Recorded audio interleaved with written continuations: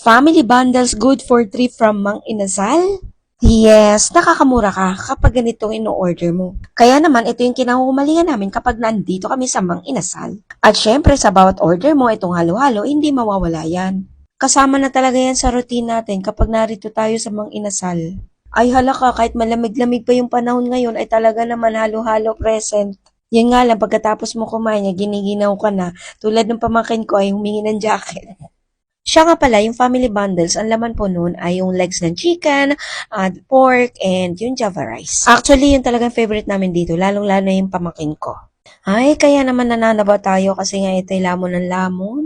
May kasabihan kasi na kapag nagugutom ka, ay kumain ka. Kapag nai-stress ka, kumain ka. Kapag magkaaway kayo, kumain ka. Kapag iniwan ka ng jowa mo, kumain ka. Sige ka, kapag pinabayaan mo rin ang sarili mo, ikaw rin mauugtas. Kaya doon mo na lang talaga itoon sa pagkain, mabubusog ka pa. Kagaya na lang ng mga iniwan, hindi pa umabot ng Valentine's, ay kumain ka. Char, joke lang.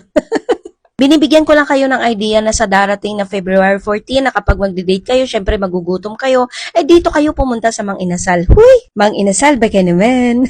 O sa mga nagtatanong na matagal lang hindi nakakakain uli ng Mang Inasal, oh may only rice pa dito.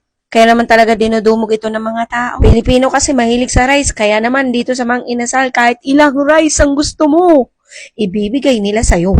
Aisha, bye po!